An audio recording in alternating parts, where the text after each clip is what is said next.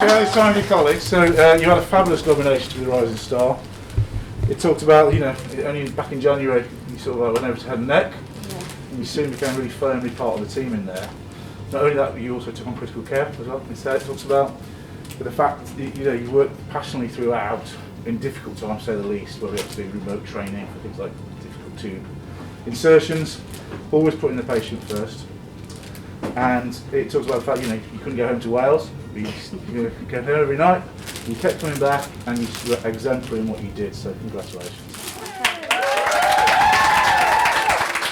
Alys works in my team as a Macmillan dietitian, and I've nominated her for the Rising Star Award because she has been a real star this year. In January, she took on part of the head and neck caseload, supporting this complex patient group through chemo, radiotherapy and surgery. However, after just 3 months of getting to grips with it, COVID hit and she was pulled into the intensive care units. And at the same time, the lead head and neck dietitian went on paternity leave. So she's basically left to lead this service. So it was a real baptism of fire.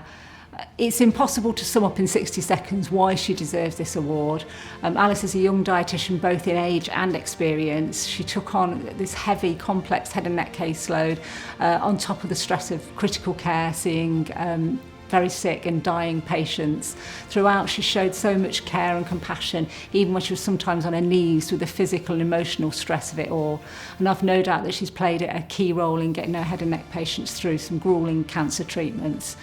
What I really admire about Alys is her resilience. All her family live in Wales, so she's barely seen them over the past few months, and she's had to go back to an empty household every evening, but she's still come back for more. So we're all really, really proud of her, and just love that her hard work's been recognised. Bit overwhelmed. I'm not very good at this kind of thing, but obviously it's lovely. It's really, really nice to obviously get a bit of recognition, but it's lovely. I think there's lots of people who deserved it more, but it was really nice. Thank you. Well, I've got amazing line manager and manager who've supported me all the way, and I think during sort of the difficult times during the first wave, I think they just made everything so much more easy for me. I wouldn't have been able to do it without their support, so big thank you to them.